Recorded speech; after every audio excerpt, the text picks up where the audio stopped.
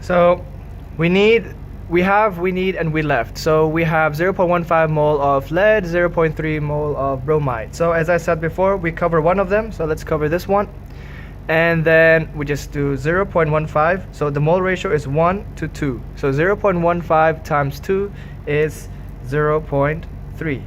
So we need 0.3 mole of bromide. So you will realize that 0.3 minus 0.3, we got 0. And then 0.1 minus 0.15 equals to 0. So that means you will realize that we exactly used the reactant. So nothing is left. So both of them are limiting reagents. So you can use either one. So therefore, now this one should be done in rough work. You're not supposed to, you can show it, but normally you won't receive marks. So therefore, number of moles of PbBr2 equals to, now as I said, we can either use lead or bromide to find this one. So if you use lead, you'll be 0.15, 1 to 1, so it'll be 0.15 mole. But if you use bromide, 0.3, so 2 to 1, that means divided by 2. So 0.3 divided by 2 is also 0.15. Okay, so now we got the two information required, which is the mole right here and the energy on the top. So we have to find enthalpy change. So we have to use the before we find the enthalpy change, we have to find the heat release. So heat released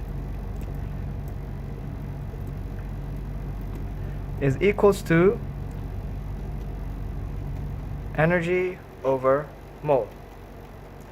I want to find one mole gives out how much energy. So you will get 26.752 kJ per mole.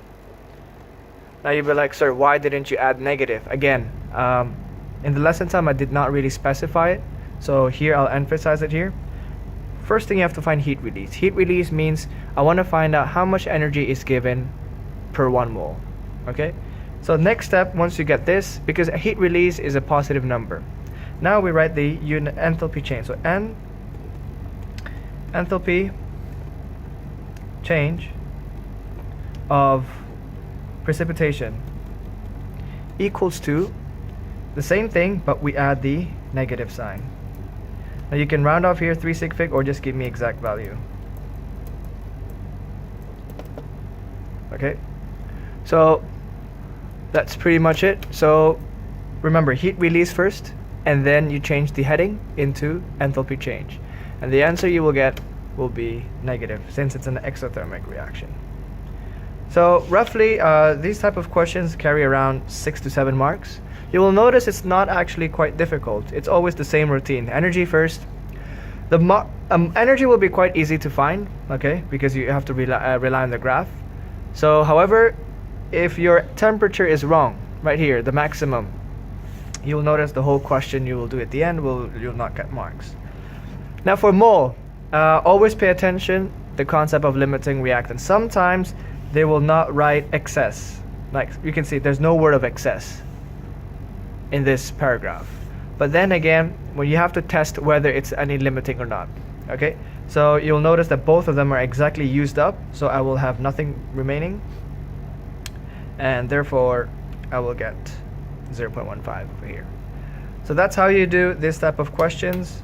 I hope you can do more in the textbooks or refer to the examples and do it one more time to familiarize yourself with these type of questions. Alright, that's all for this lesson.